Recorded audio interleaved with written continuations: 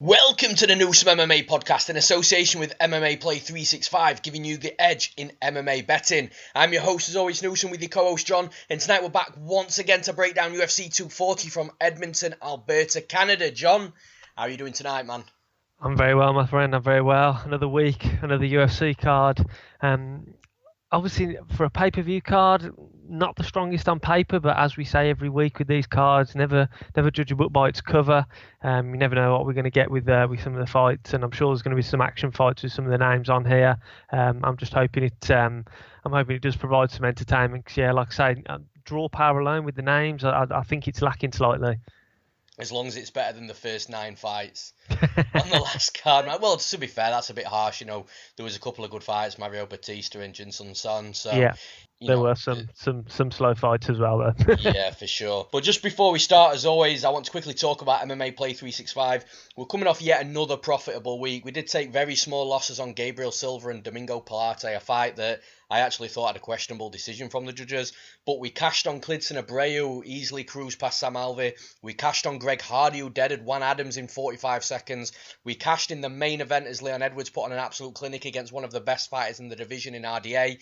And all these wins made a decent amount of profit for us on the night. Also, the Fun Gamblers, the first 3-leg parlay in the list, cashed too. So, man, everybody was a winner once again with MMA Play 365 last weekend. We're smashing it right now, and if that's not a good enough reason for you to jump on board, then remember it's only $198 for your first full year, or $30 per month, which can be cancelled at any time. So, sign up today and start making money. And with that said, let's break down some fights at UFC 240. And in the main event of the Newsome MMA main card is Max Holloway versus Frankie Edgar for the Featherweight World Championship. John, who have you got? Yeah, for me, this is actually going to be a relatively quick breakdown because I don't like this fight at all. For once, I'm not particularly hyped. I'm always excited for title fights. Usually, obviously, with the main event, you're going to get something good. But man, there's just something that's holding me back for this fight. Just because, for me personally, I think it's so lopsided, and I've seen a few other people on social media as well, obviously thinking the same thing.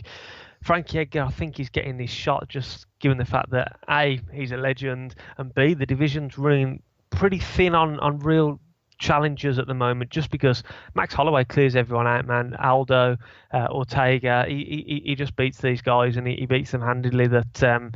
Just legitimate title challengers. There's not many around at the moment. There's a few good up and comers in the division that in a couple of fights' time could challenge Holloway, but just a bit too soon for them. So, yeah, kind of. I'm not sure how I'm feeling about this. About Edgar getting the shot. Obviously, I know after the Stevens and the Yair Rodriguez fight, he was all set to take on Aldo and to take on Holloway, and that fell through. And he took on the Ortega fight, and obviously Ortega put him away in the first round, which kind of scuppered his original title shot. So this is also kind of a bit of a payback for that, I think, but. Yeah, as I said when I very first started talking about this fight, I think it's very, very one-sided, and I think we're going to see another dominant Max Holloway performance. For me, I just can't see a path to victory for Frankie Edgar. Usually, I can see something, maybe a guy like Ortega, you could see him catching Holloway in a submission or something like that. Or if you've got like a heavy hitter, there's always that chance of that one-shot knockout, similar to Matt Serra and GSP. That's always my go-to. One big hit and upsetting the odds kind of thing. But yeah, with Frankie Edgar, I just don't know how he's going to get it done. I mean, he's going to have to really get in the inside of Holloway to work his boxing, which we know he's good. We know he's sharp. He's got sharp hands, crisp boxing, very technical in his boxing. But Holloway's so big, he's so rangy, he's so long, he's got such a long reach. I don't know how Edgar's going to do that. Secondly, the wrestling of Frankie Edgar, we know he's a very, very good wrestler, but Holloway's got a good solid takedown defense. I mean, we saw that against Ortega. Ortega tried to take him down a few times when he realized that he wasn't going to be able to stand on the feet with him. And guys just do seem to struggle to get Holloway down. I mean, he's fought some good wrestlers in his massive win streak of his, and yeah, a lot of guys struggle to take him down. So that's crossed off the list as well. And then, as I say, that one-shot knockout power, Frankie Edgar's not really notorious for that. I know he put a clinic on Rodriguez and forced the doctor stoppage, but that was through his ground and pound.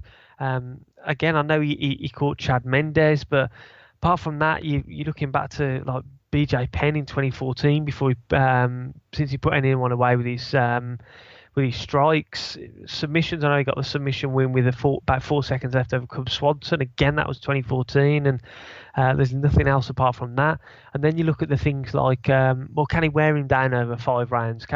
Edgar goes at a high pace. He's always in your face and things like that. Can he draw this fight out, make it horrible for Max Holloway? But then you go up against Max Holloway, who's got ridiculous cardio. He's got ridiculous chin. You can punch him over and over again. He'll just keep marching forward. He doesn't seem to tire very much. I know.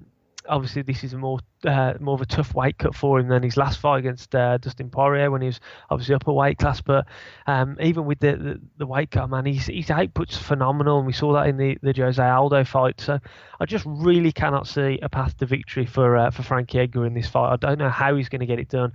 The only way possible is if Holloway does have a horrible weight cut and he's really depleted. You see him on the scales, he's looking terrible. He's because he's a big guy for this weight class, and then he comes out and either his energy's shot or his chin's depleted because of it, and that causes something. But we've seen him look bad on the scales before, and he still managed to come through against some of the top guys. So again, that's a non-starter as well for me. So wrapping it up pretty short and sweet, Max Holloway is going to win this fight for me. I think he's going to do what Max Holloway does. He's going to come out quick tempo, high pace. He's going to keep Frankie Edgar on the outside. Edgar isn't going to be able to work his boxing. I think he'll stuff the takedown attempts of Edgar, keep putting the pace on him, and I think he's actually going to finish Frankie Edgar as well. I think similar to the Aldo fights, around round 3, round 4, when he really starts to turn it up, and he's just constantly in your face, never ending, landing those strikes on your chin. He's so accurate with his punches. He just starts to wear on you, and accumulation of strikes gets the better of you. And Edgar's a tough guy to put away. I mean, obviously Ortega, I mentioned at the start, he managed to really put him away with that huge uppercut, but apart from being rocked in those Graham Maynard fights badly, all his losses have come via decision. But I do think Holloway is going to be the man to add stoppage number 2 on Frankie Edgar's resume. I think it's going to be in the championship rounds. I think round 4 is going to really turn up the pace. As I said, round 3, 4. And then he's going to put him away. Accumulation of strikes, something will knock him down, and then the follow-up strikes will force the referee to jump in and stop the fight. So I'm going with Max Holloway to win this fight. I think he's going to win via stoppage in round 4. Yeah, I'm on the same page as you, man. I'm really struggling to get hyped for this fight. Just echoing some of a lot of the stuff that you've said already. You know, I just don't see it being that competitive at all. And I actually think Edgar's only got this title fight because of what he did for the UFC, taking the Brian Ortega fight. Obviously, he was scheduled to fight Max Holloway. Holloway pulled out, and then Edgar was left without an opponent. So, obviously, Edgar wanted the title shot, but he didn't want to initially risk taking another fight just in case it didn't go his way and then that title shot went out the window. But he did take that fight, and unfortunately, he did lose the fight, and unfortunately, the title shot did go out the window, and the guy that knocked him out got that title shot that he should have got. So I think the UFC are actually just giving him this one back, and it's a bit of a thank you, and it's nice to see that, because I don't see any other reason why Frankie Edgar should be in this title fight right now. You know, he's coming off a win against Cub Swanson, but listen, Cub's done, man. He's declined, and he's not getting any better right now. Edgar went out there and he dominated him after losing to Brian Ortega, getting knocked out by the BJJ guy, so to speak. Obviously, I know this is mixed martial arts, and I'm not saying Ortega can't strike, but predominantly is a grappler, a Brazilian jiu-jitsu artist. And he knocked Edgar out in round 1, and it was a bad knockout as well. I just don't see any reason why Edgar should be in this title picture. There's guys in that division that deserve it more. One name that springs to mind is Alexander Volkanovski. I think he is absolutely more deserving of a spot against Holloway right now. But yeah, in all fairness to Volkanovski, his time will come. He'll get that title shot for sure. But when it comes down to styles, man, it's just so hard to see how Edgar's going to do anything against Max Holloway. I do think he might score the odd takedown. You know, I think he's going to have to work for it. I don't think that'll be too much of an issue because Edgar's got good cardio. I don't see him tiring in this fight. You know, like you look at the Jose Aldo fight where Holloway was piecing him up and ultimately tied him out. I don't see that in this fight because, like I say, Edgar's always been known for having good cardio and being able to go the stretch over 5 rounds as well. So I do think Edgar can score a takedown or two, and I do expect it, to be honest, because inside the striking, boxing range, even boxing range, Edgar needs, when he's striking, Edgar needs to be inside that boxing range because he can't stay on the outside with Max. He'll just get pieced up by jabs. So he needs to get inside the boxing range. But even then, I probably still favour Holloway. You know, toughness, accuracy, the sharpness of his strikes. So I do expect Edgar to have a really tough time on the feet and start looking for takedowns. So, like I say, I do see one or two being scored. But this fight, over 3 rounds, maybe you could have an argument that it could be won and lost in the wrestling department and, you know, a little bit of grappling. But over 5 rounds, this fight is not going to be won and lost on the mat. It's going to be won and lost on the feet, because if Holloway does get taken down the odd once or twice, he isn't going to get control on the mat for too long before he's up. And even if Edgar does score a takedown and spends a couple of minutes on top, it's likely going to be at the end of a round he was absolutely losing anyway. So then the judges could almost score those rounds to Max.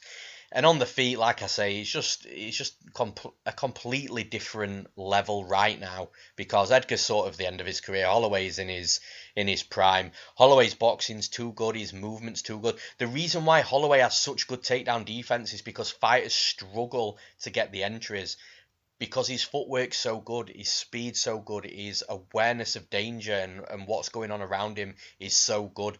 The entries, fighters just struggle to see, and if you don't have an entry for a takedown, then your wrestling's never going to work. So he's just, like I say, he's just such a good fighter on the feet. He's got the ability to fight on the outside. He's got the ability to come inside. He's got the ability to nullify the strengths of his opponents, whether they're a striker or a wrestler. The guy's just so good all around. But the one thing I will say in this fight, I think, and I know this has been said a million times before, and I'll give a reason for why I'm going to say this, but I think this is going to be Holloway's toughest weight cut to date. And the reason I say that is because I'm actually wrong, by the way. I said in the last podcast, or I'm sure I said in the podcast, I may have said it out on Twitter or social media somewhere else, but I was saying before the Max and Poirier fight that would be the last we see of Max at featherweight, because of what happened with Conor. The same thing. Conor McGregor, his body started, he started to grow and he started to fill out his own body, and the weight cuts got worse at featherweight. Conor moved up, and you could tell once he moved up that he felt that much more comfortable with his weight cut, and in that bigger body, that he could never cut that weight back down to featherweight again, and he never would. And I thought the same thing for Max. The same thing happened. His body was just growing, he was filling out, and I thought when he moves up to lightweight, he's not going to come back down. But I'm wrong. He is coming back down, and this is the reason why I think it's going to be the toughest weight cut, because he's felt his body now at 155 pound. He's cut weight for 155 pound. He's had that much more relaxed cut. I'm not saying it was easy for him, but it was definitely going to be more chilled cutting to 155 than what it was at 145. But now he's felt all that. He's coming back down to featherweight again, where he's notoriously had tough times cutting weight in the past. And I just feel that, like I say, he's felt that nice weight, and now he's coming back down to the horrible weight. And I'm not saying he's not going to make weight. I absolutely think he will make championship weight. But man, I think this is going to be mentally and physically the worst cut that he's had in his career to date, just because he's felt that weight at lightweight. So that makes it interesting, because Edgar is a bit of a cardio machine. And I'm just playing devil's advocate here and, talking the other side and what potentially could lead Edgar to winning this fight. If Holloway does have a really tough cut and his cardio is shot because of it, and Edgar can put a pace on, put pressure on him early, wear him out, then score takedowns later down the fight, then maybe he has a chance. But I think it's quite a stretch. It's quite a stretch chance, to be honest. The one thing I will say straight away is Holloway can't do what he did with Jose Aldo and make Aldo, or allow Aldo to overwork so he can come back in the later rounds and take over. He can't do that here, because Edgar will go round 1 to round 5. I don't see any issues at all if Max lets him come on to him. But I think Max is going to piece him up. I think he's going to touch him up. I think his jab's going to be there. I think combinations are going to be there. I think Edgar's going to end up getting frustrated. I think he's going to end up wondering what he can do to actually hurt Max and get inside and have any success in the fight. And I just think Max's pressure and his accuracy and his strikes, he's just going to wear an Edgar as the fight goes on. And I agree with you, John. I think maybe round 3, round 4, I think we see Edgar have enough. I think Max pours it on him, and I think Max finishes him. So I've got Max Holloway to win this fight, and I'm going to take him to win via knockout. And in the co-main event of the Newsome MMA main card, we've got Cris Cyborg coming back against Felicia Spencer. John, who have you got?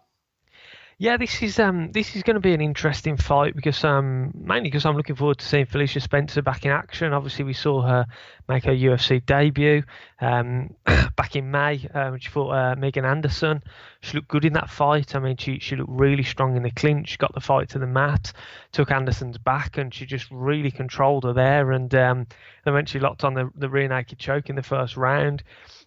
I've seen a lot of stuff again on social media this week about a lot of people backing Spencer, and a lot of people giving Spencer their underdog pick for the week and things like that. But for me, I think it's coming a little too soon. Obviously, this weight class is very new to the UFC. There's not very many people around who can compete in it at a high level, and I think that's why Felicia Spencer's getting thrown in against the long time 145 queen in Cris Cyborg. Obviously, she's coming into the fight off the back of that brutal loss to Amanda Nunes. I don't think she came out to that fight with a particularly good game plan of just trying to stand and trade and swing bombs at Nunes because Nunes is powerful, she's technical, things like that, and yeah, it didn't really play into her hands as we saw. But yeah, I think this is going to be a tough fight for Felicia Spencer.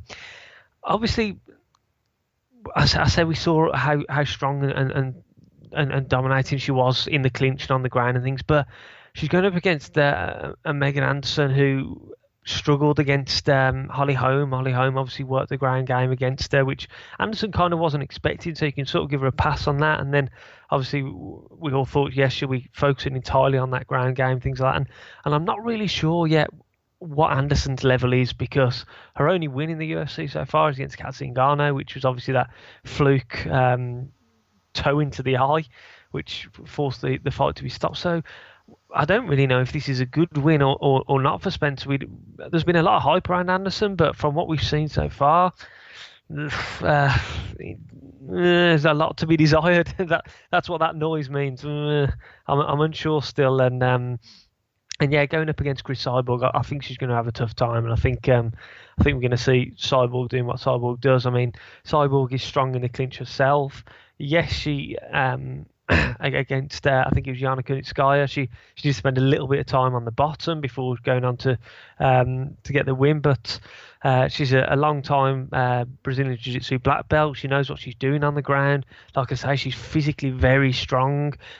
People don't like to walk forward and try and engage in the clinch with her, which is Spencer's real strength. That's where she'll want the fight to take place, because obviously to get into the clinch you kind of either have to set it up with decent striking, or you just have to kind of crash into the clinch, which obviously leaves you vulnerable to being hit several times over before you actually get into that range. And people don't like doing that against Cyborg. As soon as they get touched at once, they don't really want to do it again. And I think that was the thing with Amanda Nunes. She was happy to stand and trade because Nunes was very comfortable with her striking. I don't think that we're going to see the same for Spencer in this fight. Her striking's not on the level of Cyborg's.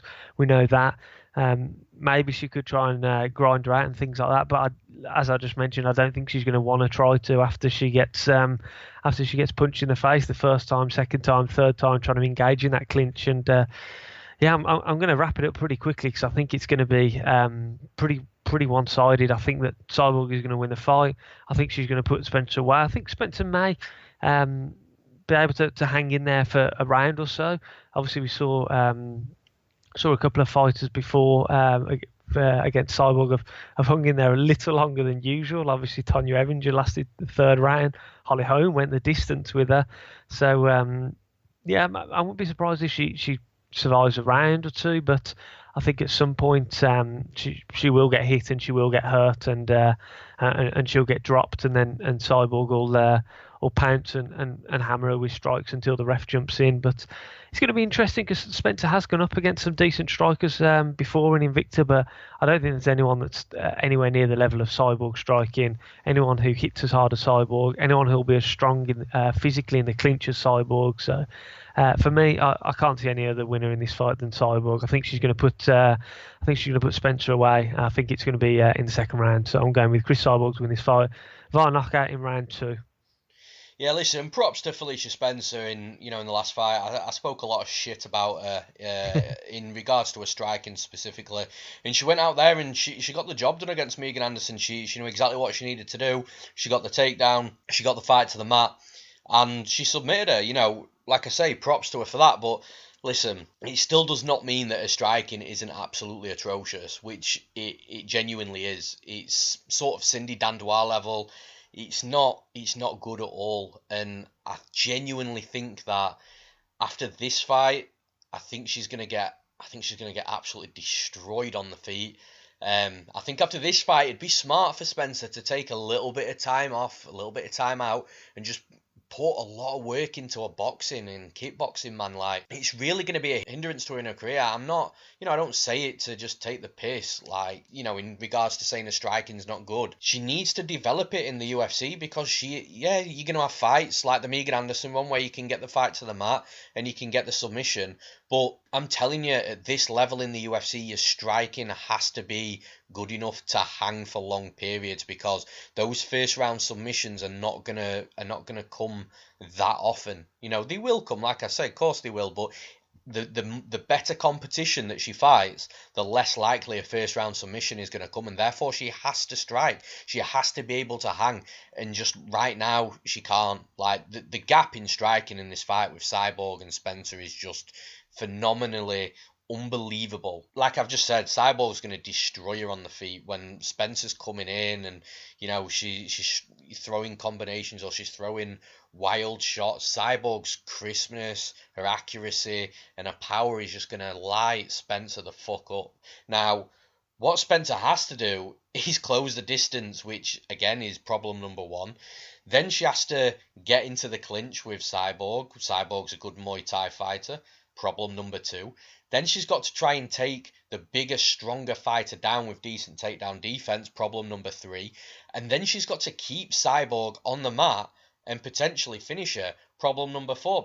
All these problems Spencer's got in this fight to even win it. And I just don't see it, man. I don't see it getting out the first round. I think Cyborg's going to light her up. I could see it being a little similar to Jermaine D. Randami and Aspen Ladd a couple of weeks ago. Aspen Ladd came out, tried to feel the striking out. I think Spencer's going to do the same. But if I'm comparing that fight to this fight, which I am, Cyborg is arguably a better striker than D. Randami. Aspen Ladd is arguably a better striker than Felicia Spencer. So, man, it just doesn't sit well with me, this fight, at all.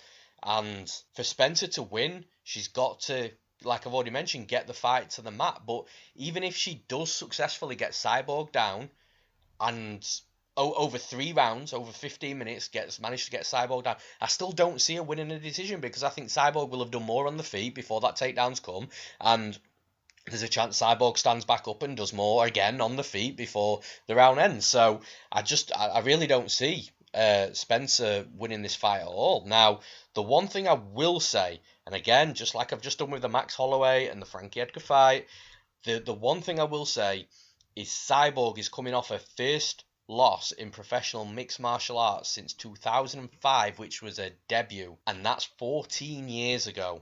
Yeah. So that is a long fucking time since Cyborg has lost a fight.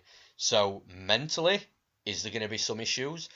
I've heard, I'm not sure how true it is, I heard that this is actually a last fight on a contract. So there's talks of her potentially not being in the UFC after this fight if she doesn't want to renew, or she wants to go and do something else or go somewhere else. So there's all this talk of that.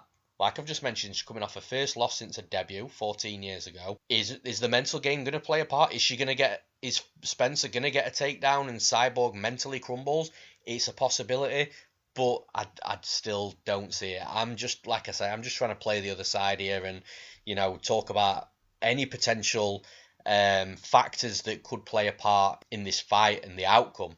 I don't see it though. I think Cyborg is, like I say, he's going to come out. I think Spencer's going to try and feel her out on the feet so she can sort of gauge an entry. I think Cyborg's going to put it on her nice and early. I think she's going to knock her out in round 1. I'm taking Cris Cyborg to win. I'm taking her to win via knockout. And in the next fight on the Newsome MMA main card, we've got an absolute firefight here. We've got Geoff Neal versus Niko Price. John, who have you got?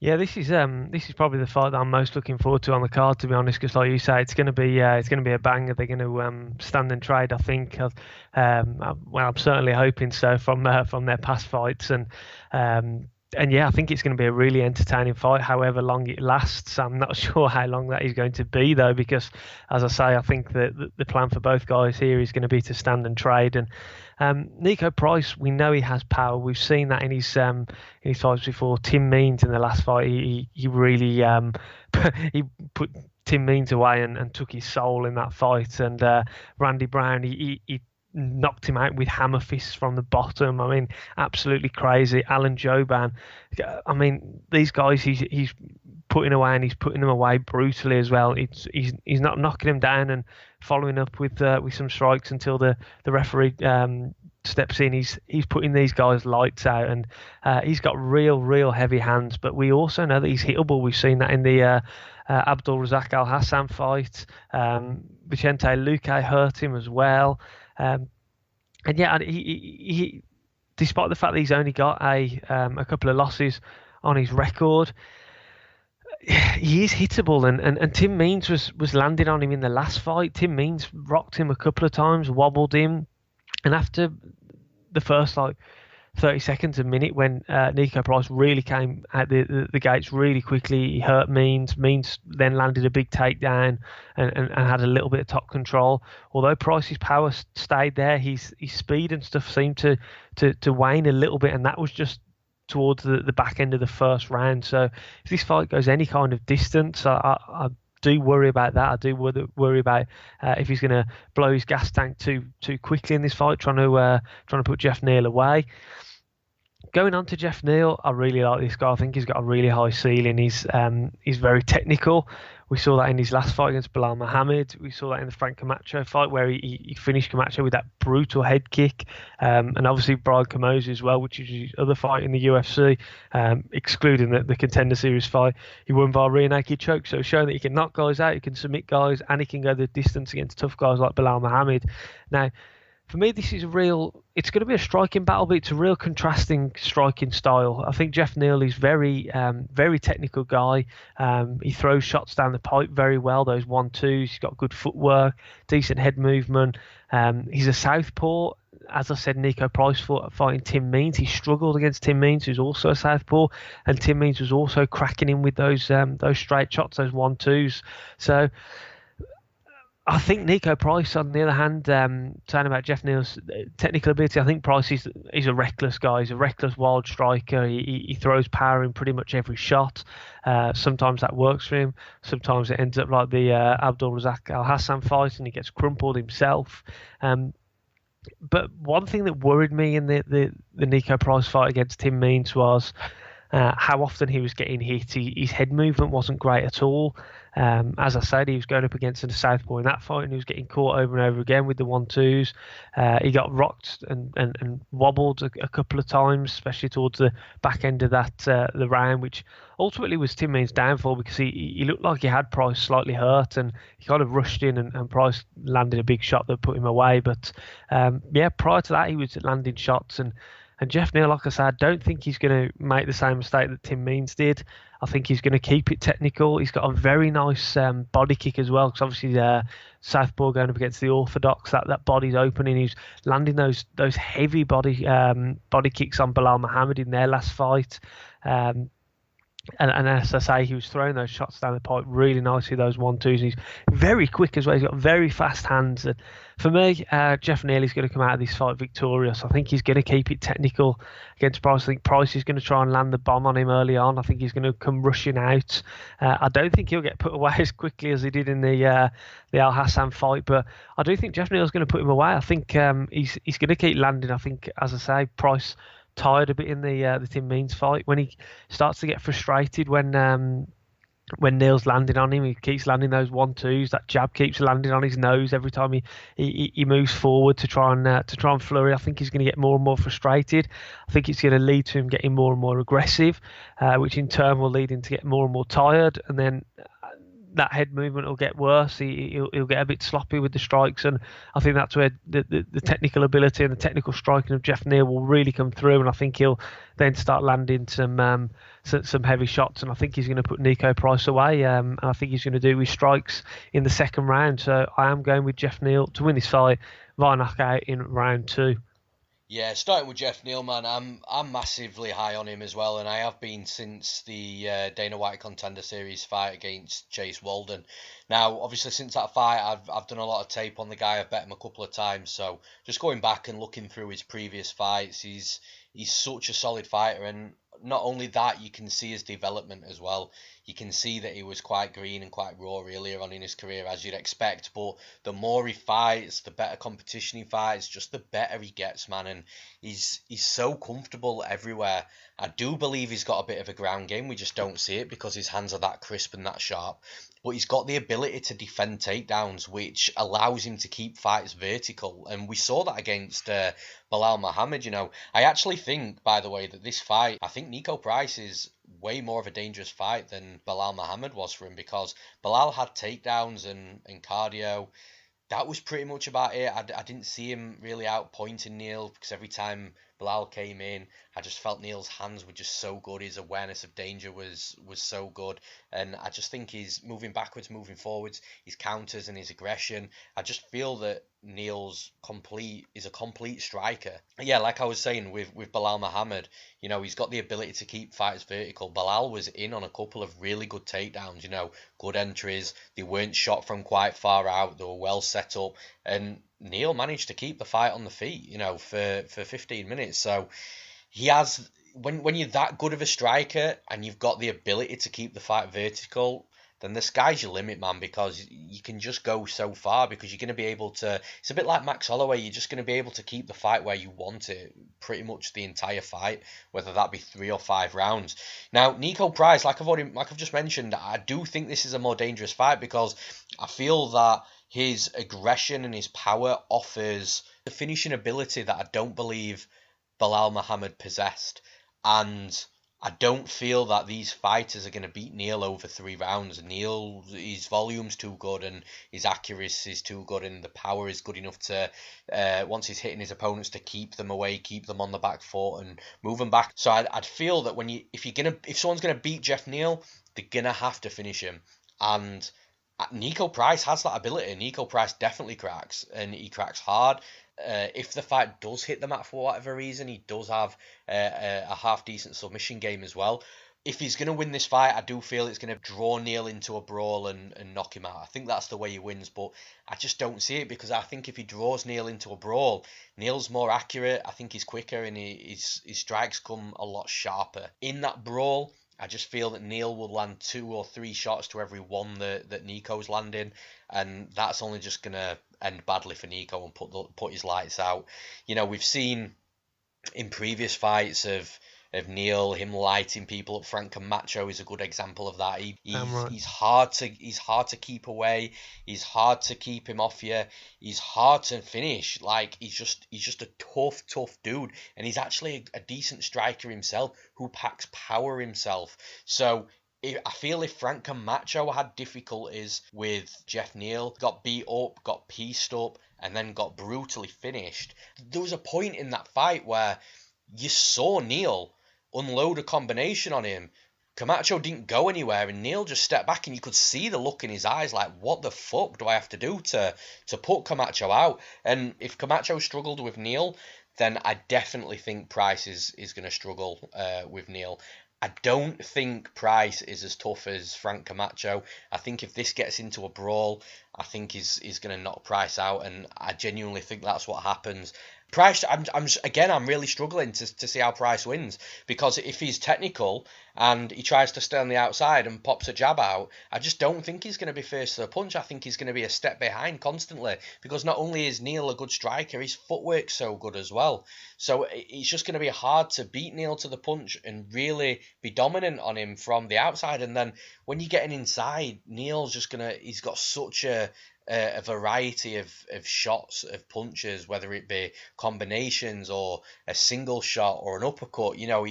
I'm telling you, he is the real deal, Geoff Neal. I'm so high on the guy. I agree with you, John. I think he's got a massive ceiling. I think that Price does come out a little bit technical with Neal. I think he does try and go punch for punch with him and try and beat him technique versus technique. I think he starts falling behind, and I think Price has actually got some decent fight IQ. I think he'll know that he's falling behind. Then I feel like he'll draw him into a brawl, and that's going to be a good night. I think we're going to see a similar fight to Price and Al Hassan here. I think Neal, just like Al Hassan, is going to back Price up to the cage. I think he's going to unload in shots. Neal's going to spot that he hurts him slightly. He's going to make him unload even more, and I think he's going to knock Niko Price spark out. So I've got Geoff Neal to win. I'm going to take him to win by knockout. And in the next fight on the Newsome MMA main card, we've got Olivier Aubin-Mercier fighting at home against a returning Arman Tsarukyan. John, who have you got? Yeah, you've got the baddest gangster coming out of Canada in Aubin-Mercier returning to action. The guy will be desperate for a win, man. He's lost back-to-back fights now against Alexander Hernandez and Gilbert Burns, both decision losses.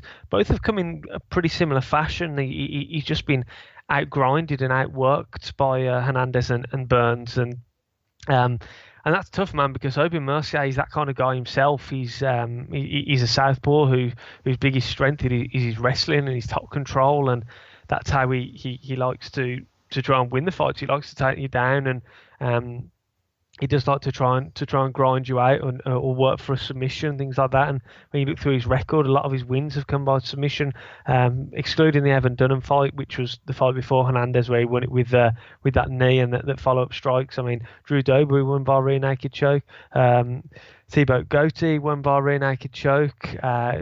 David Michaud, who won by rear naked choke. Jake Lindsay, he won by key lock. I mean, his ground game and he's wrestling and working he's to the more dominant position and then a position where he can look for the submissions is where he excels in the sport.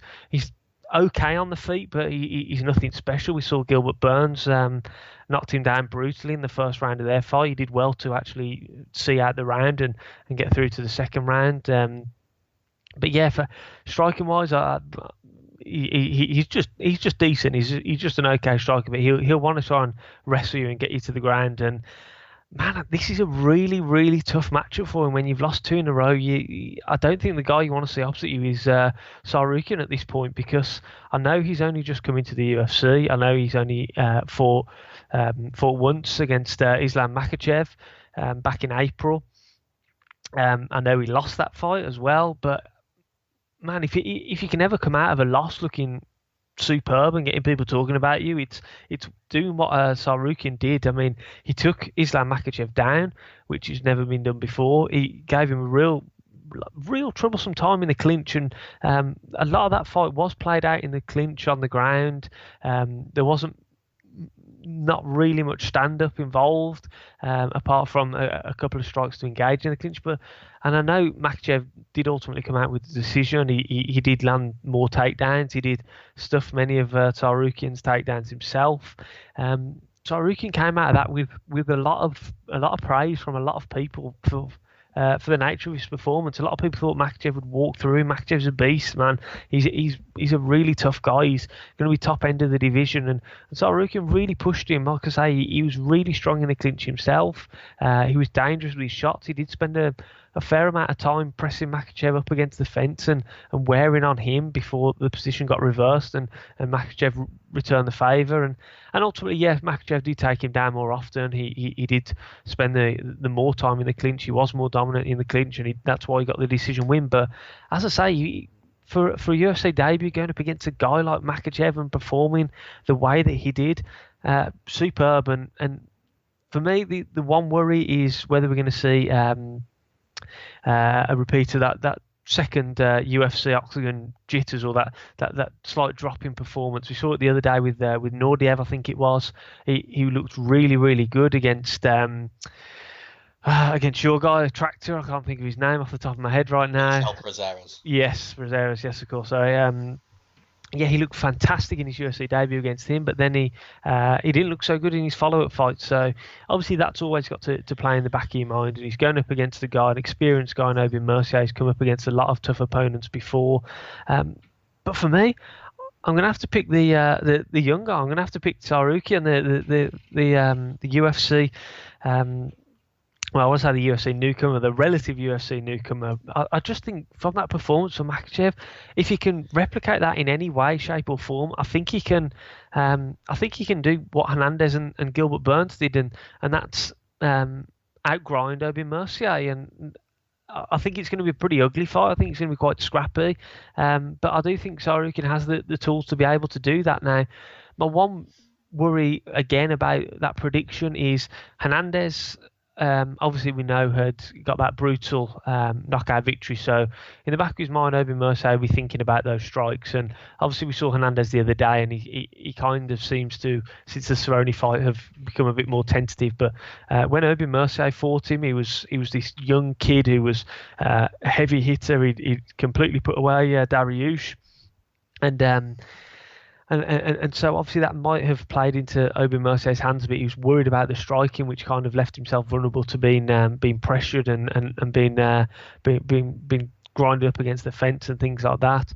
Gilbert Burns, he's kind of gone through a bit of a spell now, training with Henry Hooft of trying to knock guys' heads off, and I said he knocked Aubin-Mercier down in the first round. So obviously then that has to play in Aubin-Mercier's mind as well. Because Gilbert Burns is a beast on the ground as well. So what do you do when you're going up against the beast on the ground, and your strength is your wrestling and and taking the fight to the mat, and then you get knocked down brutally on the feet as well. You're kind of in a lose-lose there, because you don't really want the fight to play out anywhere in that circumstance. But yeah, I think this could be a bit more different depending on Tsarukyan's striking. I mean, it looked okay in the Makhachev fight from what we saw. But yeah, if his striking's a bit off and Aubin-Mercier can have some success standing, then it could be tricky for Tsarukyan. But yeah, as I say, I'm going with him to win this fight. I think he's going to win a decision. I think he's going to be able to hold Aubin-Mercier against the fence, land takedowns. I mean, Aubin-Mercier, you can take the guy down, although he's got good wrestling himself. He is takedownable, if that's a term. And yeah, I think both guys will exchange takedowns. Both guys will exchange some time in the clinch, pressing their opponent against the fence. But I just think Tsarukyan's going to do more of it, and he's going to be more effective in those positions. And yeah, I think he's going to take the decision here. So I'm going with Tsarukyan to win this fight via decision. Yeah, I think Arman Tsarukyan really shocked the world when he came in against Islam Makhachev, because not only did he come in on his UFC debut against the grappler and the wrestler that I think is the closest to Khabib Nurmagomedov in the UFC and specifically the lightweight division. It was in Russia, it was in his backyard. To come into that sort of fight, into enemy territory, and take on one of the best lightweight prospects in the UFC was just unbelievable. Like, we were speaking about it on the podcast, obviously, and I'd watched tape on Tsarukyan, and he looked good, but as I mentioned in the podcast, there's levels to this game, and that showed in the fight. You know, I had a bet on Makhachev. I cashed that night. And like I say, the levels that I claimed showed on the night. Tsarukyan started off well. He was attempting takedowns. He was the first man to ever take down Islam Makhachev. And he was also reversing Makhachev and getting out of some horrific positions that definitely no other fighter has been able to get out of. Normally when Makhachev takes you down, he holds you down, he's doing all the clever stuff that the Dagestani wrestlers do, controlling the wrist and wrapping up the legs and all that funky stuff that makes them the monsters that they are on the mat. But Tsarukyan was getting out of those positions. The dude's 23 years old. He's got a super high ceiling and he's super fucking talented. Now, coming on to Aubin-Mercier, it's an interesting fight because Aubin-Mercier is a little bit of a grinder himself as well. Now, he's coming off 2 losses. The loss to Gilbert Burns was just a phenomenal performance from Gilbert Burns. And I often speak about how wrestlers bridge that gap between Olympic wrestling and MMA wrestling. And the thing is with Gilbert Burns, I think he was just bridging a gap with his striking to his grappling. You know, that was his main focus, I would imagine. That's what everybody was talking about with Gilbert Burns, the fact he's such a fantastic grappler, but his hands sort of aren't there, and when will they be there, and that will turn him into a different beast. And I think we finally saw that transition of Gilbert Burns coming from a very average striker to a very good striker, and then ultimately now a very complete MMA fighter. And unfortunately for OAM, he was just on the receiving end of that transition. So I don't hold that loss too much against Aubin-Mercier, because like I say, I just feel that Gilbert Burns now is one of the most complete one of the most complete fighters in the UFC. Now he's improved his striking. However, the loss before that, Alexander Hernandez, at the time we were all like, "Oh my God, this kid's exciting, he's explosive, he's done a great job in the UFC. He's come in, he's knocked out Dariush in under like 90 seconds on his debut, and then now he's coming against OAM, who is again sort of a household name, and then he's taken OAM out, dominated him. So at that point, you're thinking, well, you can't hold that against Aubin-Mercier either." However, I think Hernandez is one of the most overhyped fighters in the UFC. I wasn't going to say that before his last fight because I wanted to see him against Trinaldo last week.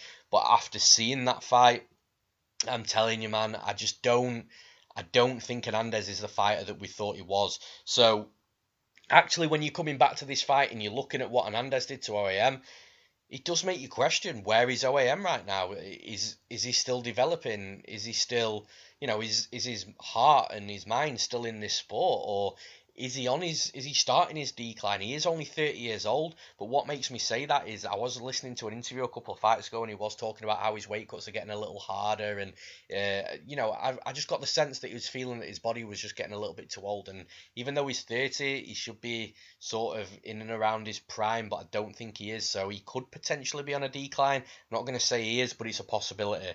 And then now he's coming in against this young, hungry kid in Arman Tsarukyan, who's just given Makhachev the best fight, the toughest fight that I think Makhachev's ever had. And, I know Makhachev's got a loss on his record, but in regards to going 3 rounds and being really stretched, I don't think any fighter's ever done that against Islam Makhachev. And you could tell that Islam's corner and his team was shocked as well. I think they thought they were in for an easy fight, and they absolutely weren't. Tsarukyan is a chain wrestler. He'll go from the double to the single to the double. He'll try and trip and throw you if he can't get that. He will also try and sweep and reverse if he's on his back. So because Aubin-Mercier has takedowns, there's a possibility that Aubin-Mercier gets him down. But I honestly feel that Tsarukyan's scrambles and his reversals are just totally on point. And then when you come to the striking, I actually think it's fairly even. I don't think Tsarukyan's striking stood out to me that much, but man, Aubin-Mercier's striking doesn't really stand out that much either. I know he has improved his striking over the years. He's far better than what he was sort of like 3 or 4 fights ago, but he's still not to an elite standard, shall we say. But like I said, neither is Tsarukyan. So I actually think this fight's going to be won and lost in the clinch, in the scrambles, and on the mat. And for that reason, I favour Tsarukyan. I just feel that I know Tsarukyan lost against Makhachev, but what you can take from that loss is a lot. You can take so much from that. And this is by a mile a step down for Tsarukyan. So the fact that he performed so well against Makhachev, if he puts that performance on against OAM, man, he 30-26s him, 30-25s him. He totally dominates him if he puts that same performance on. Now, you have got the argument, was that a career a career high for Tsarukyan? Did he put on a performance? Again, like I talk about this a lot with Cody Garbrandt and Dominic Cruz. Did he put on a performance that was the best of his career that he might not ever be able to replicate again? It's a possibility. But looking at what we've seen in tape and then looking at what then you saw against Makhachev, yes, it was a great performance, of course it was, but is that grindy wrestler by nature, and I think even if that was the best performance that he'll ever have, or he'll have for a few years, even with a step down in performance, I think he beats OAM in this fight. So I'm struggling to see him finishing OAM. Like I say, I think there's just going to be a lot of scrambles, a lot of wrestling, a lot of top time, and some short, sharp shots on top, just doing enough for the referee not to stand them back up. I see it being that sort of fight, and I'm going to take Arman Tsarukyan to win. I'm going to take him to win via decision. And in the final fight on the Newsome MMA main card, we've got Alejandro Pantoja versus Deiveson Figueiredo. John, who have you got? Yeah, this is another really exciting fight, one that I'm really looking forward to seeing. I think it's going to be another action-packed clash in the flyweight division. I know every time a flyweight fight comes up, we always end up having the same conversation, what's happening with flyweight, but it does seem like they're going to stick with the division. I think I saw that the division's currently got the most fighters in it since they started to just get rid of everyone who was losing, and I've seen a few guys be recalled to the UFC flyweight division after moving on. I think Brandon Moreno, if I remember rightly, this week has been recalled. Name might be incorrect. It could be someone else, but I'm pretty sure it was. No, Brandon Moreno has been called. I think he's ranked 7th, if I believe correctly. Yeah, there's a few guys that have seemed to be getting called back up to the flyweight division. So first and foremost, happy about that, because I, for one, enjoy watching the flyweights fight, and this is a fight that I'm really looking forward to, because you've got two guys at flyweight who are two finishers in Figueiredo and Pantoja, and it's going to be really interesting to see, because for me, going into looking at some of the tape for this, I always thought that Pantoja would be the taller, longer guy, but it turns out they're actually pretty similar height, pretty similar reach, things like that. So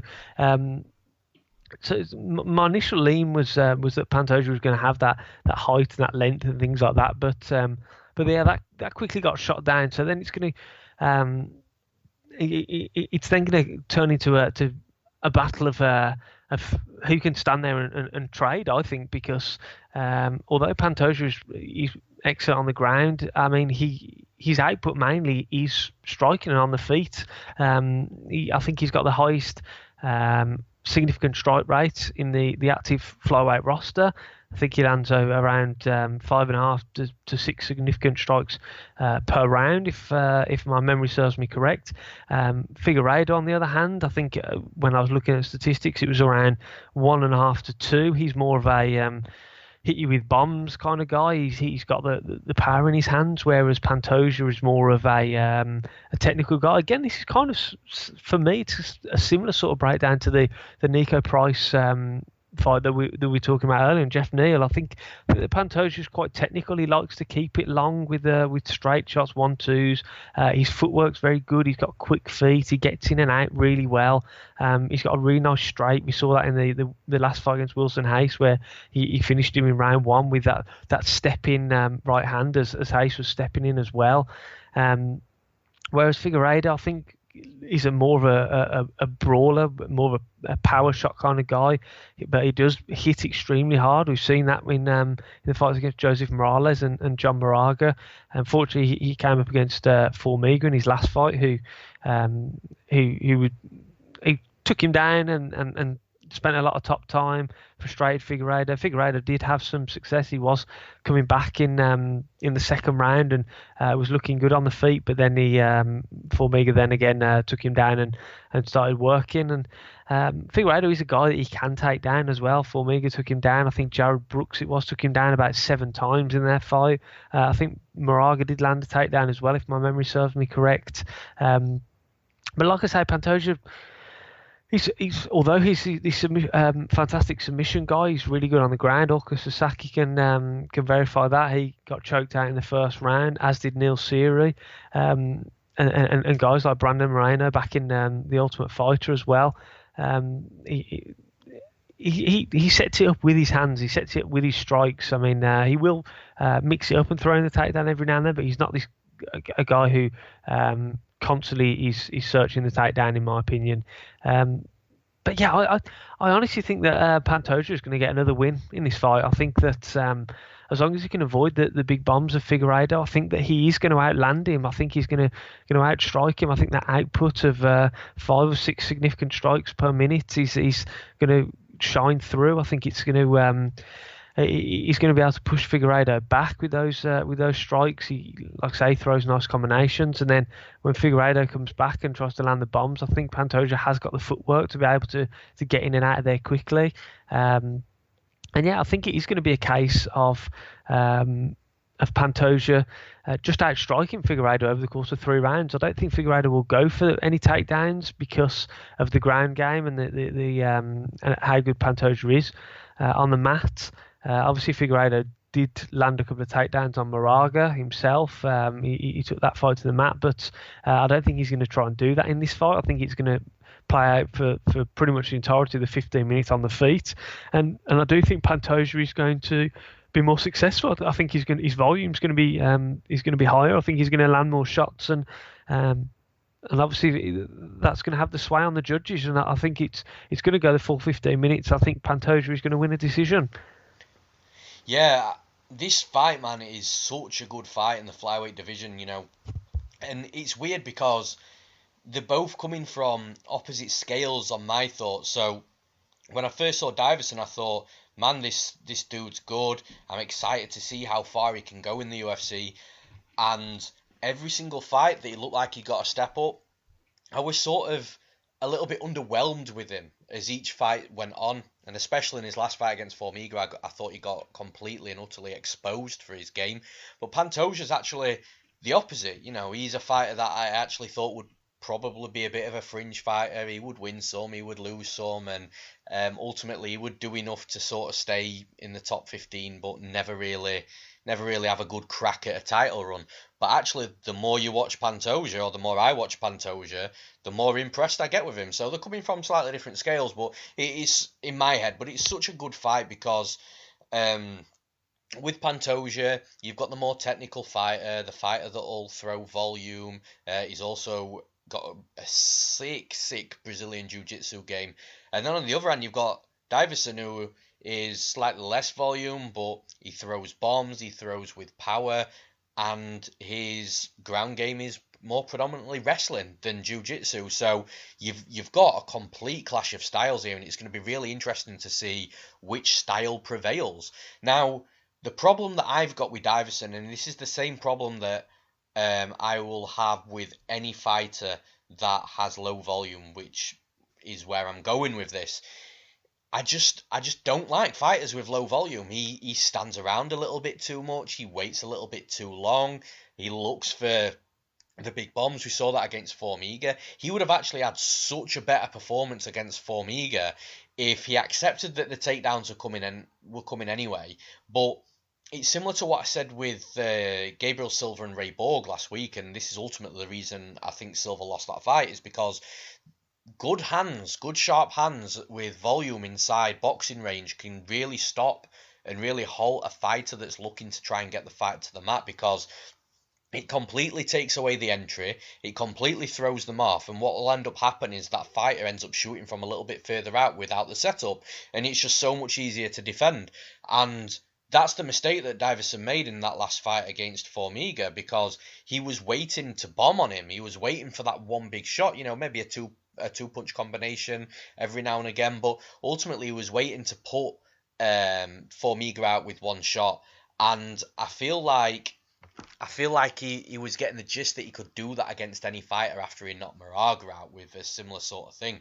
But because he was waiting around and looking for that one shot, he was just allowing Formiga to get inside, close the distance, and take him down. And ultimately, that's how he lost the fight. Now, Pantoja is a little bit different to Formiga, and in a negative way, actually, because I think Pantoja is a better grappler than Formiga. I think his jiu-jitsu is jiu-jitsu in MMA is so much.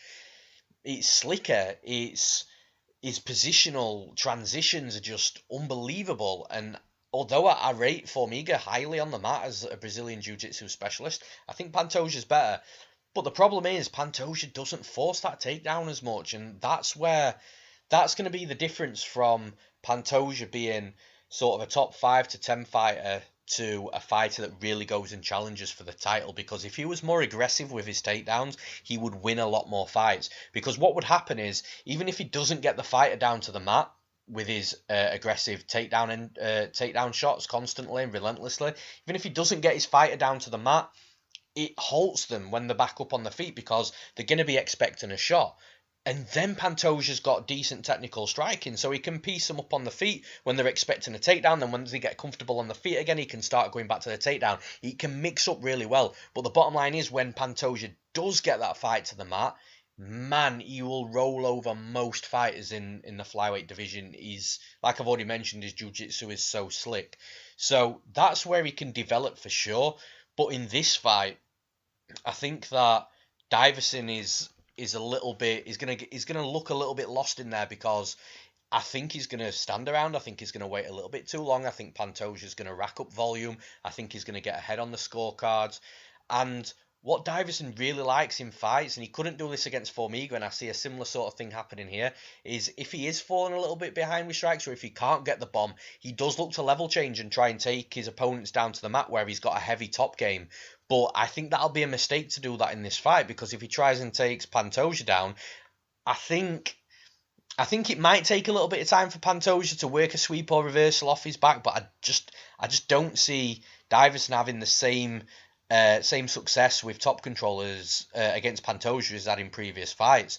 But Pantoja's got to be careful, because whilst he's on the feet at all times, I'm telling you, Deiveson throws bombs, man, and if one of them connects, it's going to be lights out for Pantoja. I know he's never been finished, but that doesn't mean he can't be finished. It does hesitate me picking Pantoja a little bit, just purely because I do think Deiveson is still a very good fighter, even though he got exposed against Formiga. But it's because I know that Pantoja has got a history of not forcing the takedown, and he needs to force a takedown. If he forces takedowns like Formiga did, he pisses this fight all day long. You know, that is he makes this fight easy. He turns a fighter as good as Deiveson to look horrific. But I just can't see him forcing it at all. I think he stays on the outside a little bit too long. I think he throws, timid strikes, more technical strikes, opposed to looking to end his opponent like Deiveson will. I just feel that he's going to play into Deiveson's game, because he's going to give Deiveson opportunities to knock him out, and that is a concern. But ultimately, I do have to pick Pantoja to win the fight. I have to pick him because of his volume. I do think he's a better technical striker, and if the fight does hit the mat at any stage, I do think Pantoja rolls on him over the grappling and the jiu-jitsu. So ultimately, I do actually think the fight hits the mat at some point, whether that be a case of Pantoja forcing it, whether that be Deiveson taking Pantoja down and him getting a reversal in a scramble, or sweeping him whilst on his back, or, if Pantoja drops him and jumps on him and gets on the mat that way.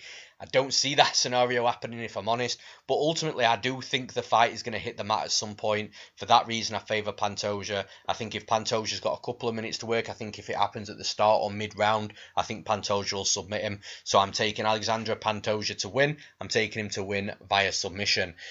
And with the Newsome MMA main card complete, we'll now quick fire off the remaining Newsome MMA prelims. And first up is Marc-Andre Barriault versus Krzysztof Jotko. John, who have you got?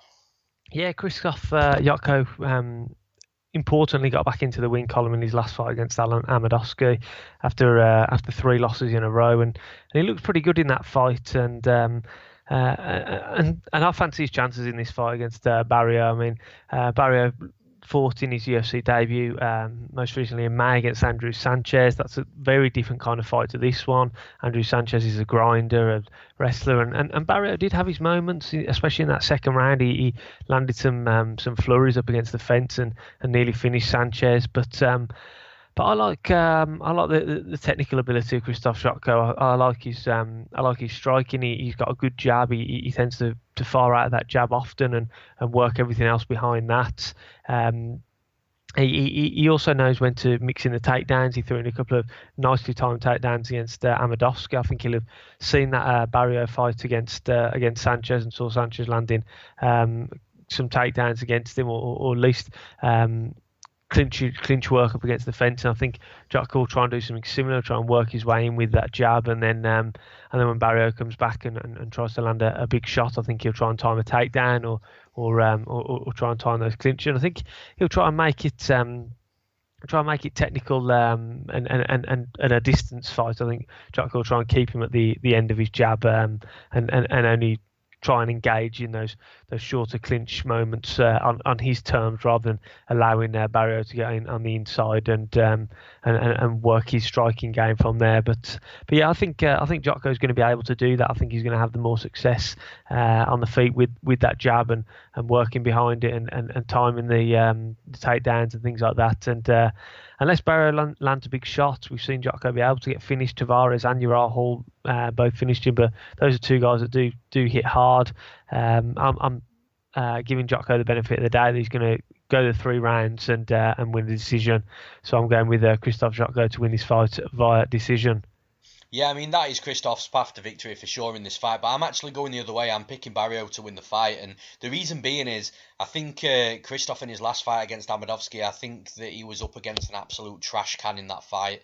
He got thrown a bone in the UFC, and he took it and he ground him out, he took him down and, wore him down on the mat, and that's how he won the fight. But I don't think it's going to be that easy to take Barriault down. Barriault is a big dude, a strong dude, and I just think that Krzysztof's going to look for the entries. I think he's going to try and take the fight to the mat, and it's just not going to happen. I think maybe he gets him down once or twice, and if he does, he could have a little bit of top time, but ultimately I think Barriault is going to do well at defending those takedowns, and I think the fight's going to be won and lost on the feet. The problem here is, although Krzysztof is by far the more technical fighter and the better point fighter, is he's got, a notoriously questionable chin, and Barriault hits hard as fuck. Now, if you think that this fight is going to be won and lost on the feet, and you think potentially this fight could go 15 minutes without Barriault landing a hard shot, I think you're going to be mistaken, man. I think Barriault is going to land some shots.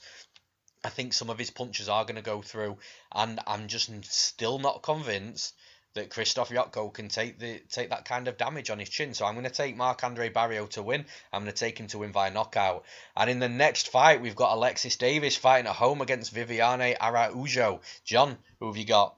Yeah, we saw Viviane Araujo in her UFC debut in her last fight, UFC 237 in May, where she put away Talita Bernardo, in spectacular style. I mean, we don't really see many big one-shot finishes in the female divisions, but man, Araujo certainly did that, and she did it spectacularly in the 3rd round of that fight, and I was really impressed with her, actually. I think she's a very good fighter, and I watched that fight back today, actually, and I forgot what a good performance it was. And yeah, I really like the looks of her. I think she's got really good footwork. She gets in and out well. She gets in and out quickly. She angles off quite well. Her strikes are good. She hits hard. She throws combinations. You look through her record as well. She's got some decent wins via submission as well. So if the fight does hit the mat, she looks like she can handle herself there. She's going up against Alexis Davis, who's a wily veteran of the sport. I mean, she's coming into the fight off the back of 2 losses against Jennifer Maher and Caitlin Chookagian. Her last win was against Liz Carmouche in the fight prior to that, back in 2017. I fancy Araujo in this fight. I think that she's going to be able to piece Davis up. I think Davis just comes crashing forward, no real footwork. She follows her opponent, and when she goes up against decent strikers like Jennifer Maher, boxer, Caitlin Chookagian, good boxer, she just tends to get get pieced up, and as long as you've got decent footwork yourself, you can kind of just box and move, and Davis will try and like chase you down. She won't really cut off the cage. She'll just kind of follow you around, and man, she's a gritty warrior. She can walk through strikes, and she continues to do that. She continues to hunt you down and try and get in your face and pressure you. But I just think Araujo will be able to box her up. Quite frankly, I think it's going to be a tough night in front of her home fans for Alexis Davis. I think she's actually going to get finished as well. Having seen the power in her hands in the last fight against Bernardo, I wouldn't be surprised at all if Davis does just come crashing forward, walking onto those strikes. She doesn't get finished later in the fight as well. So I'm going with Viviane Araujo to win this fight via stoppage in round 2. Yeah, man, what a debut Viviane Araujo had in the UFC. I'm sure it was only like a week notice, maybe even less as well. So what a performance against Talita Bernardo, a fighter that I actually like a lot. And it was up in a heavier weight division as well. So just props to Viviane for that fight, because not only did she knock her out, but the performance, the technical performance was just fucking unbelievable. Now, Alexis Davis is a fighter that I think has been on a decline for a while now. She's definitely closer to the end of her career than she is even to her prime. So it is tough to pick Davis to win any fight, and I'm not gonna do it here. I do think Araujo wins. And I do think that she wins a technical battle in and out of range, and just similar to what she tried to do against, not similar to what she tried to do, similar to what she did do against Talita Bernardo. But there's something in my gut that's not right with this fight. Like, I genuinely feel like she had that sparkling performance in the debut, but I don't know what it is, and it is just a gut feeling. There's no technical analysis or breakdown on why I'm thinking this, but I've just got a funny feeling she just doesn't show up like we think that, and like we expect that she's going to. And Davis is the bigger fighter, and if she gets on top, she's got decent top control. And I don't know, man. There's something not quite right in this fight for me with what we expect and what we're potentially going to see. So I am going to pick Viviane Araujo to win. I do think she wins by decision, but like I say, there's something that doesn't sit quite right with me, and I'm not sure what. In the next fight, we've got Hakeem Dawodu versus Yoshinori Horie. John, who have you got? Yeah, this should be a fun fight from what I've seen of Yoshinori Horie. He looks like a dangerous guy. He looks to me like, from what I've seen anyway, to be a bit of a counter striker, especially in that his last fight, Pancrase 303 against Tanaka. Both guys were kind of waiting on the outside, waiting for that for that counter strike, and then when Tanaka came charging in, Horie landed a beautiful right hook that put him away, and yeah, he looks a good addition to the roster. I mean, I do like, from what I saw, he's only young as well, 24, and from what I saw from some of his fights, he looks like he's a dangerous guy striking, and he looks like he could be entertaining, but he's going up against a beast in Hakeem Dawodu. I mean, he's a physical specimen. He's strong. He's quick. So far, his UFC career hasn't been blistering. I mean, he lost his debut to Danny Henry very early on after getting rocked and then caught in the guillotine. I know that he's won his last 2 fights back-to-back against Austin Arnett and Karl Bochniak, 2 decisions, and the Bochniak fight was pretty close. But yeah, I'm going with Hakeem Dawodu to win this fight. I think I think it's going to be one of those fights because Dawodu tends to kind of hang on the outside as well, and then comes firing in with a flurry of 2 or 3 really quick shots, and then kind of nips out there again. And Horie, like I say, he's similar. He does kind of look for those counter strikes, but he does, from what I saw, tend to throw quite a lot of single strikes, just those one shots. And for him, it's worked in previous fights. Like I say, against Tanaka, he just threw the one big right hand and it put him away. So he can work for him, but sometimes if you can't connect, or you can't land, or your timing's not quite right, and you're just throwing that single strike, or maybe just a 2-shot combination, you leave yourself vulnerable to just slowly letting the fight drift away by your opponent landing more regularly on you and throwing more combinations. And I think that's how this fight's going to play out. I think Dawodu's going to be the quicker fighter in there. I do think he'll, like I say, get in and out, but throw 3 or 4 punches when he's getting in, and then whilst Holloway just throws a single strike or the 2-shot combinations, and for that reason, I think that Dawodu will take a decision in the judges' eyes. So I'm going with Hakeem Dawodu to win this fight, and I'm going for him to win via decision. Man, I think this fight is going to be fireworks. Both Dawodu and Holloway are explosive. They've both got power in their hands. They both don't mind trading inside the pocket. They both don't mind getting hit to give a punch. It's just going to be a fun fight. I think this is actually, low key the fight that I'm expecting to be fight of the night, because it's going to be phenomenal fun. I don't see it being boring at all. And because of that, I think one man sleeps. I think the man that sleeps is Holloway. I think Dawodu is just the better fine-tuned striker. I think he's been in there against better competition. I think he's going to be more confident.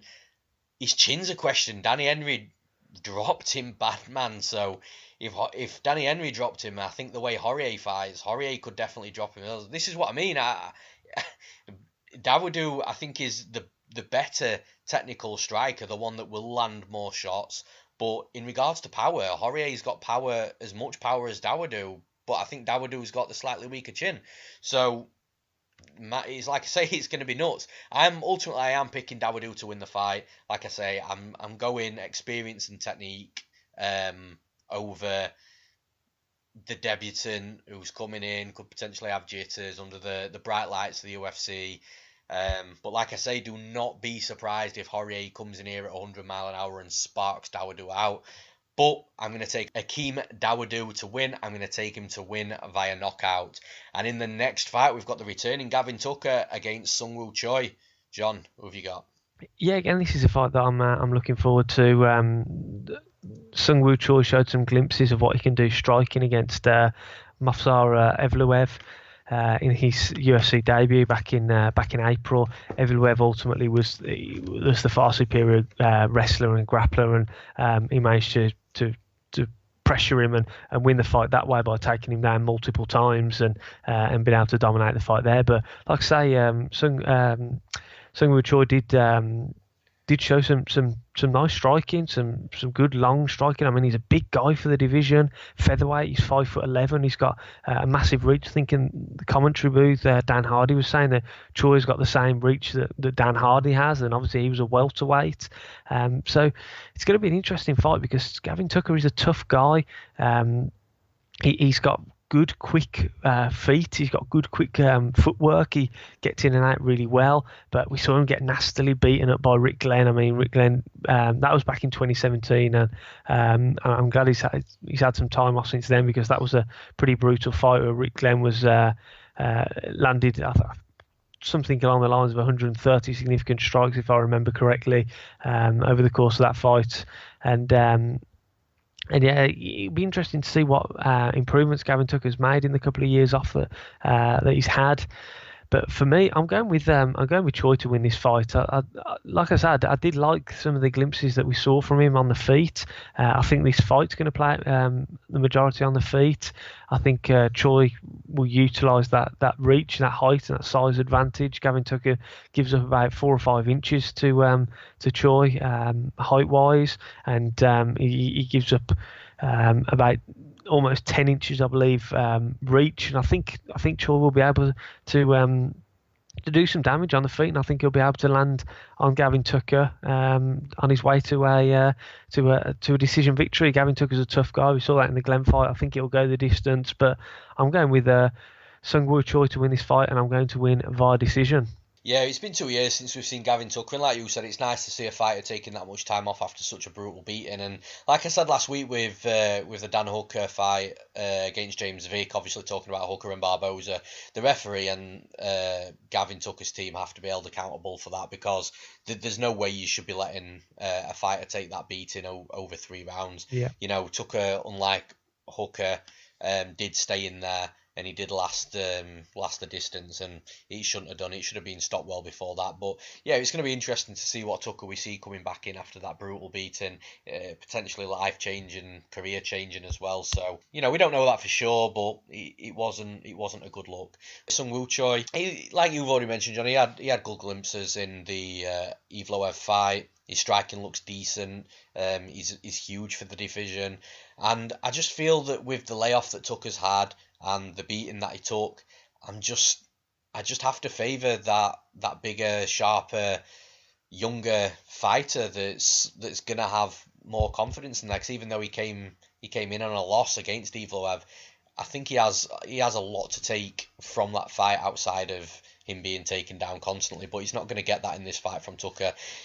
It's going to be interesting to see what Tucker does, though, because he's got to get inside, he's got to work his boxing, and he's got to be quick and fast with his strikes, which is what he was showing before that Rick Glenn fight. He was quite hyped, and it's a really interesting fight, but I can't pick the guy that is coming back off 2 years, a 2-year layoff after a brutal beating against somebody like Rick Glenn. So I'm going to take Sung Woo Choi to win, and I'm also going to take him to win by decision. And in the next fight, we've got Gillian Robertson versus Sarah Frota. John, who have you got? Yeah, this should be another interesting fight. I mean, Sarah Frota is she's a scary woman, man. We saw her make a UFC debut against Olivier Renata Souza after coming in from the Contender Series, where she won by a finish in the first round. All throughout her career, she's been getting finishes, whether it's via submission, whether it's via strikes. She did lose that UFC debut though to Souza. She was getting taken down, and Souza was having the better of her there. And the debut didn't quite go according to plan. Robertson, I'm quite high on Robertson, the girl from American Top Team, only 24 years of age. When you look through the career, yes, she has got a few defeats already, but the Mayra Bueno Silva fight was she got caught in an armbar, really just a lapse in concentration right at the end of the first round. Then she lost to Cynthia Calvillo back in 2016. Obviously, she's only been a 21-year-old then, and we all know that Cynthia Calvillo's good. She's at a good level herself. Robertson got back in the win column by rear naked choking her last fight against Veronica Macedo, and that's really where she excels, that wrestling and that top pressure that eventually she works really well to get to favourable positions and positions where she can work for a submission, and I think she's going to win this fight. I think she's going to have some success with the takedowns and the top control over Sarah Frota, because Frota was getting taken down in her last fight against Souza. I think Robertson's a decent wrestler. I think obviously training at American Top Teams, she's got a good camp behind her.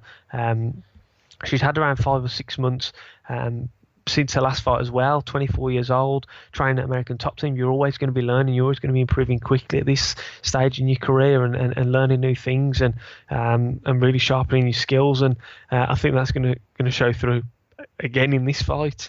I think she's going to have some success on top. Whether she gets a submission, I don't know. Frota's pretty decent on the ground. She's got several submission wins herself. She looks like she can handle herself on the ground.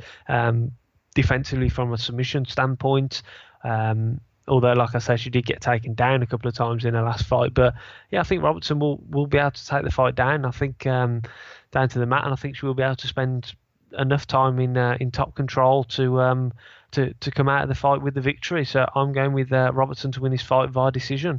Yeah, just like you, John, I like Gillian Robertson as well. I think she's a good wrestler. I think she's a game grappler. I think that's where she wants this fight. I think that's where she wants Sarah Frota. But honestly, Robertson makes a lot of mistakes on the mat, gives away dominant positions sort of like 10, 20, 30 seconds after she's got them, puts herself in some bad positions as well. And this is against grapplers that, Macedo, brown belt, Mayra Bueno Silva was obviously the best grappler that she's fought, but Sarah Frota is a Brazilian Jiu-Jitsu black belt.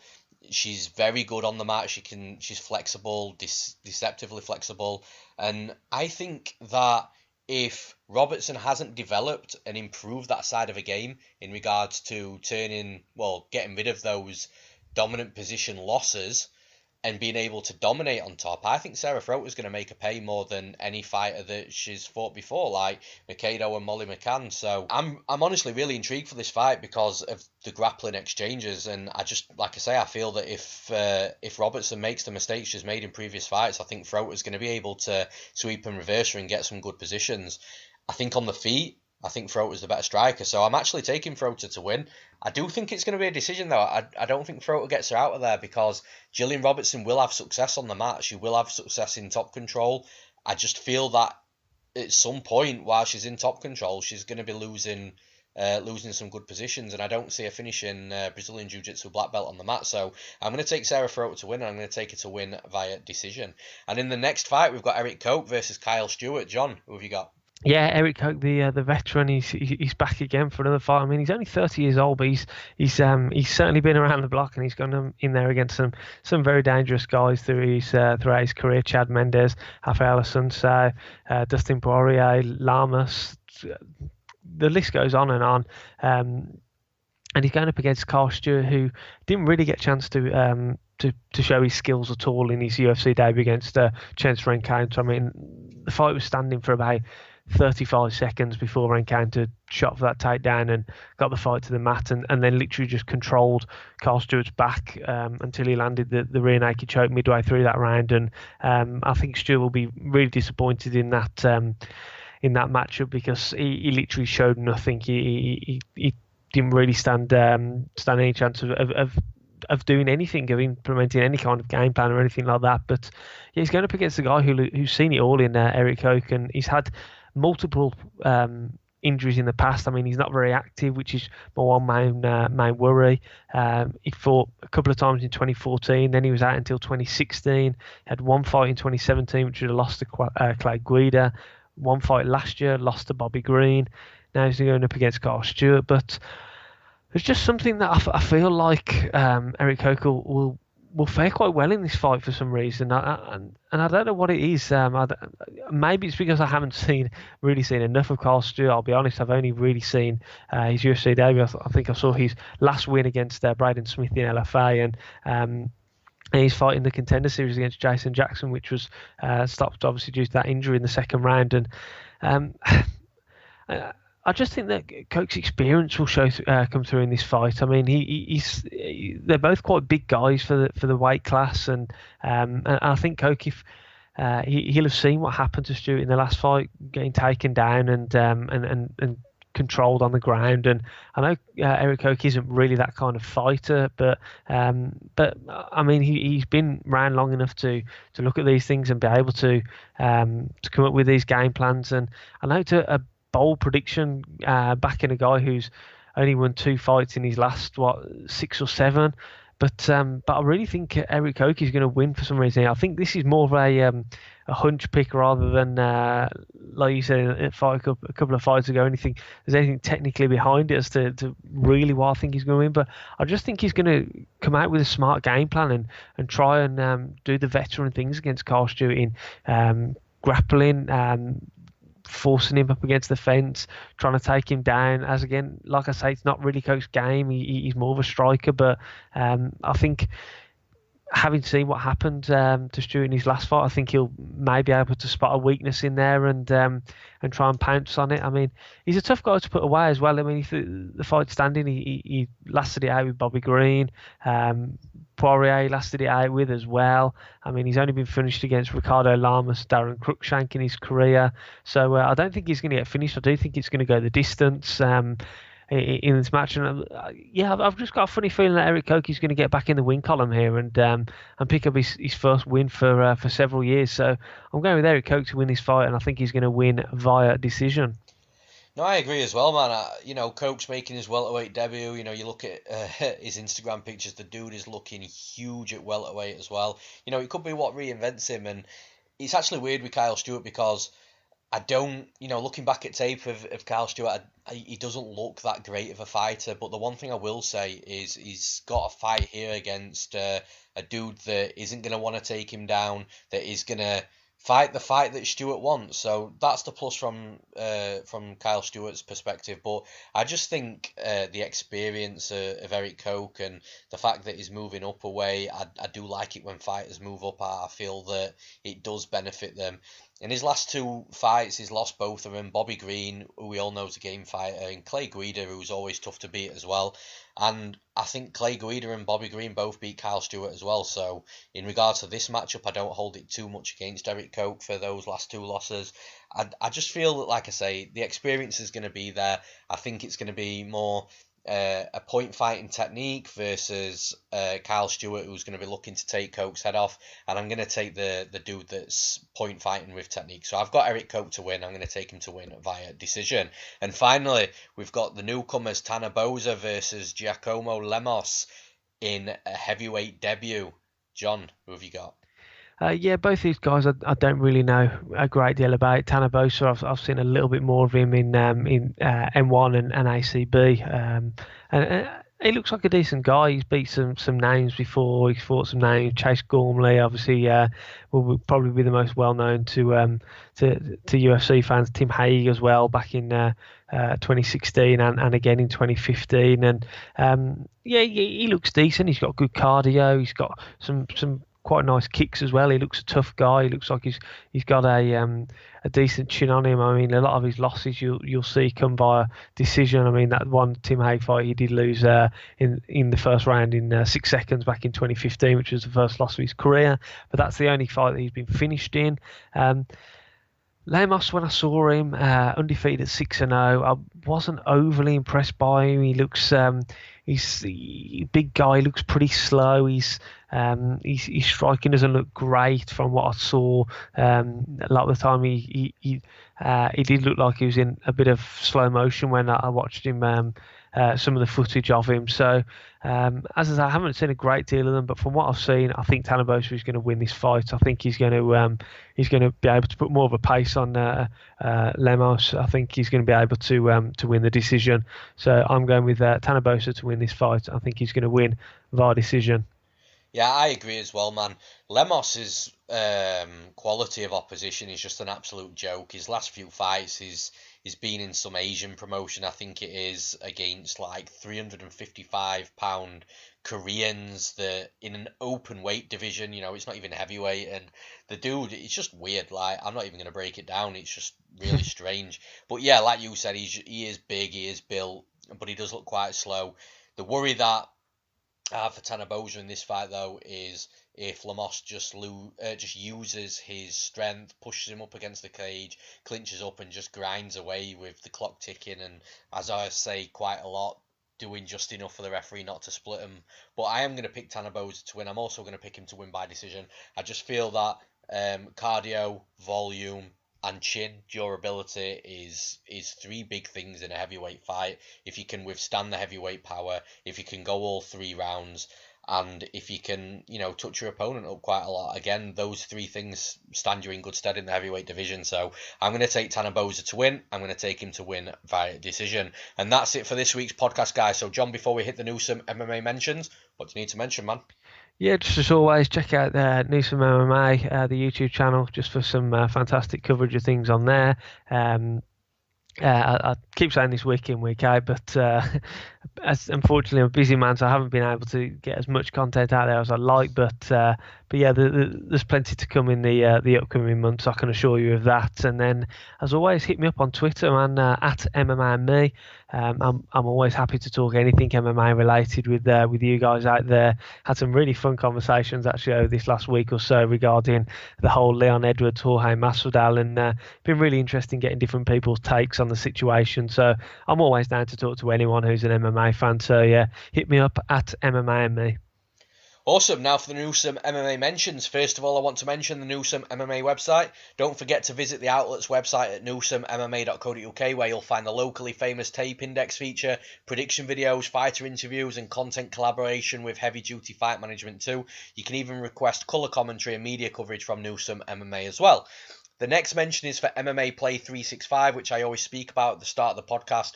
MMA Play 365 is the perfect betting advice platform for any type of gambler. Whether you're in this game for the long term or whether you just want some fun bets whilst watching the fights on the night, the goal is to make money, and that's absolutely what we're going to be doing for you. So follow MMA Play 365 over Twitter, Facebook and Instagram, or visit MMAplay365.com to subscribe today. And the final mention is for the long-term sponsor of Newsome MMA, CBD Life UK. CBD is an amazing product and something that I use myself. Thousands of professional athletes also use CBD too. And at CBD Life UK, they have a wide variety of products to suit the needs of any customer. You can go to cbdlifeuk.com and use promo code Newsome MMA to also get 15% off your order. And that's it from us, guys. Enjoy the fights on Saturday night, and we'll see you next week.